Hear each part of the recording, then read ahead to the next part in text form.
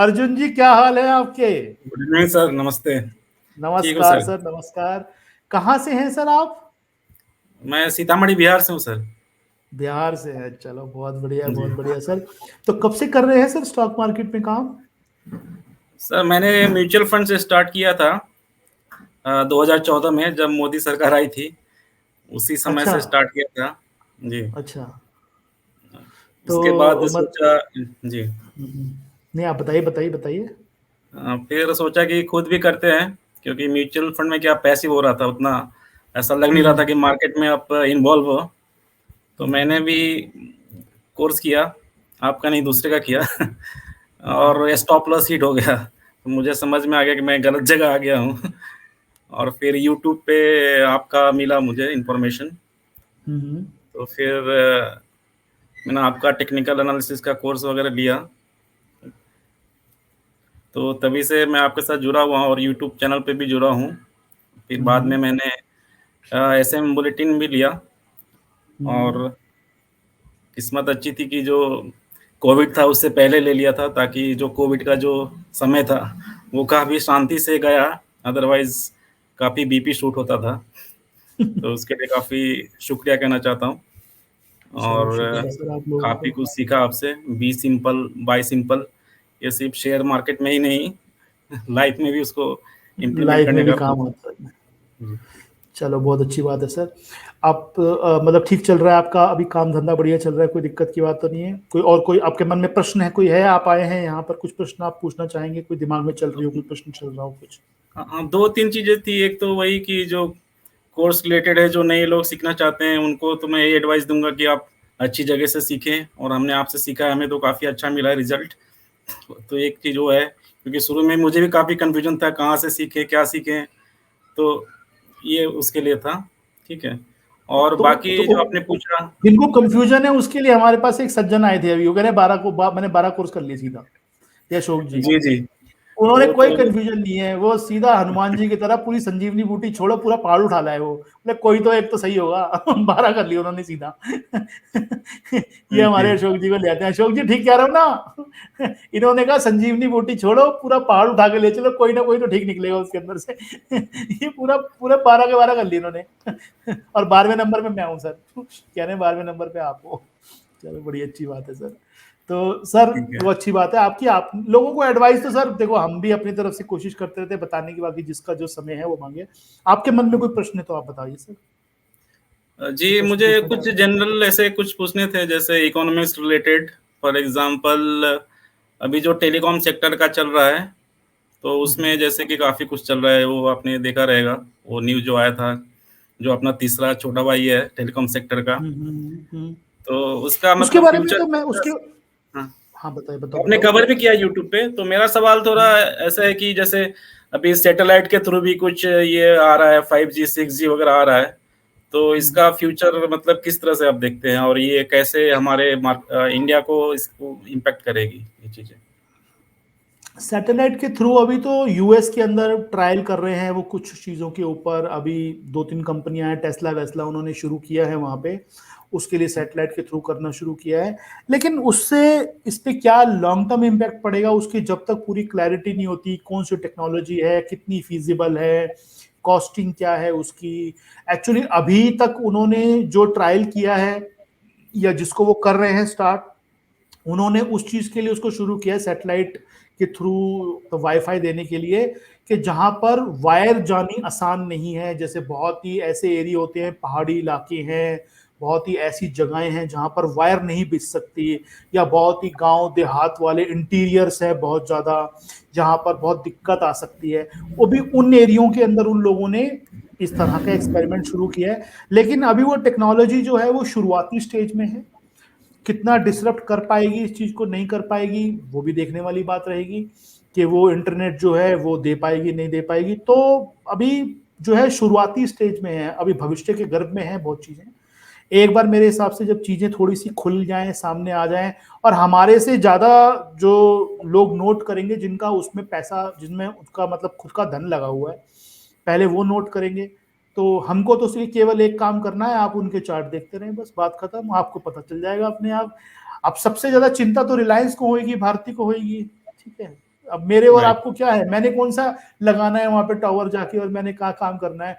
मेरे पास तो ज्यादा से ज्यादा या आपके पास तो शेयर ही होंगे उसके, और हमारे पास अगर शेयर होंगे तो हम तो चार्ट देखते रहेंगे अपना। हमारे चार्ट ने बोल दिया नमस्ते कर दो, हम दूर से नमस्ते कर देंगे बड़ी वाली, नहीं होएगा तो ठीक ठाक चलता रहेगा।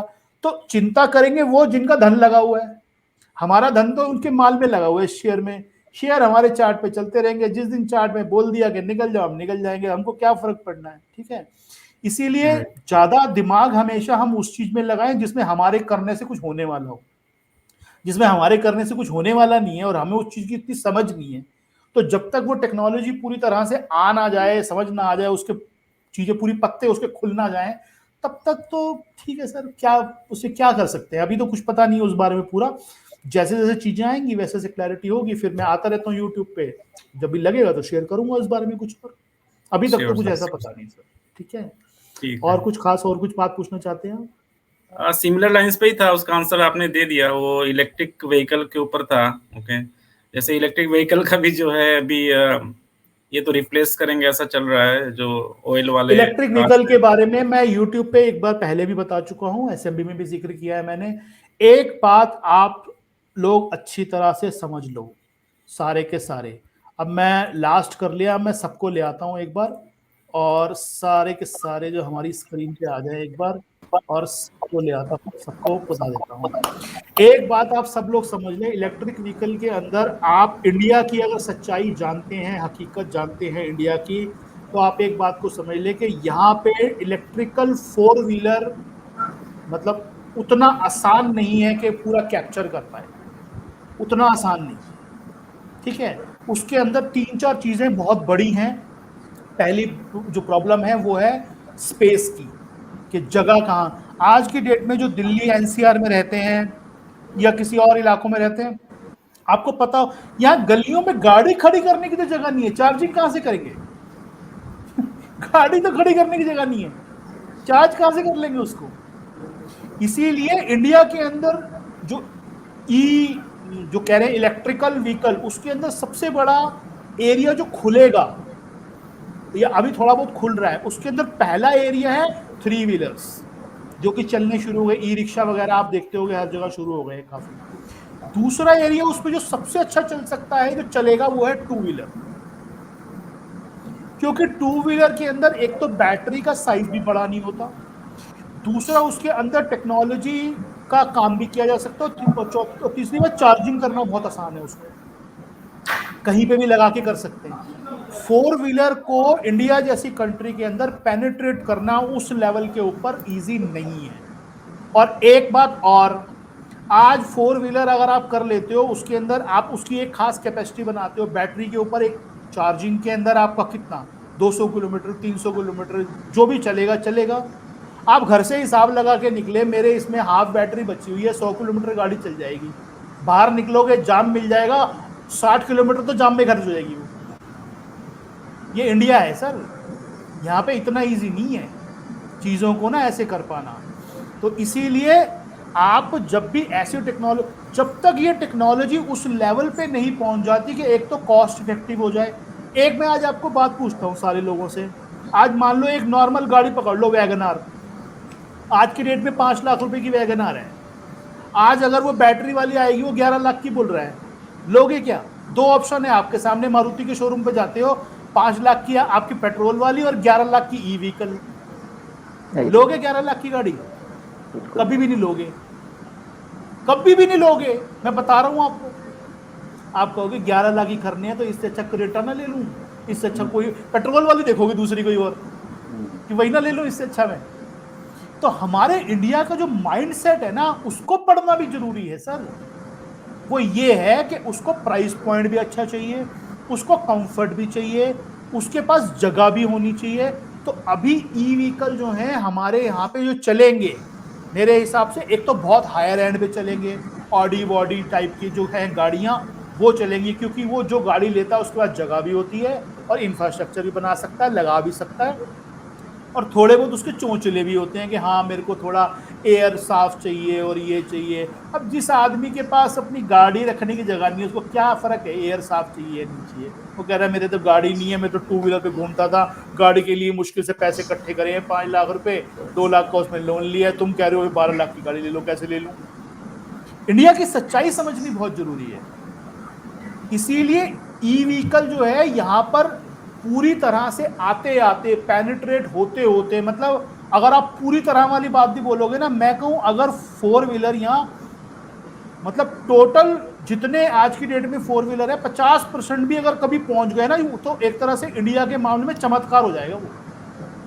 अगर 50% भी पहुंच गए तो चमत्कार है, चमत्कार हो ही नहीं सकता। 4 व्हीलर में, 2 व्हीलर में मान सकता हूं मैं, बाइक में मोटरसाइकिल में मान सकता हूं कि काफी हद तक कुछ चीजें आनी शुरू हो जाएंगी क्योंकि कॉस्ट इफेक्टिव भी है, इजी भी है करना, और वो है भी, हो भी सकता है, पॉसिबल भी हो सकता है। दूसरा एरिया 3 व्हीलर का, 3 व्हीलर के अंदर भी हो सकता है क्योंकि उसमें कॉस्ट इफेक्टिव भी है वो कहीं ना कहीं। अब चाहे अब गैस पे चलाते हो कुछ भी करते हो उससे थोड़ा कॉस्ट इफेक्टिव भी पड़ता है, नॉइज भी कम होती है, चीजें भी ठीक है, और गवर्नमेंट भी पुश करेगी कहीं ना कहीं, थोड़ा बहुत उसके ऊपर इंसेंटिव दे देगी, कुछ और कर देगी ताकि हाँ जो भी चल रहे हैं टैक्सियां वैक्सियां ये उस पर चलती रहे। पर्सनल प्राइवेट व्हीकल के अंदर मुझे नहीं लगता कि ई व्हीकल कोई इतनी बड़ी जगह बना पाएंगे इंडिया में। इंडिया यूएस नहीं है सर, यहाँ पर जगह की कमी है, हमारे पास आदमी बहुत ज्यादा है, जगह कम है। यूएस के अंदर जगह बहुत ज्यादा है, आदमी कम है उनके पास, तो वहां कर सकते हैं वो, उनके पास जगहें बहुत है, हमारे पास इतनी जगह नहीं है सर, हम नहीं कर सकते। हमारे को तो सिंपल सिंपल, और फिर हम पैसे एक एक रुपया बचाते हैं सर, हम कहाँ, हम तो समोसा भी सामने वाले के बाद 1 रुपया सस्ता मिल रहा हो तो हम कहते छोड़ इसका उससे ले ले, क्या जरूरत है। यहाँ आप गाड़ी की बात कर रहे हो वो नहीं हो पाएगा।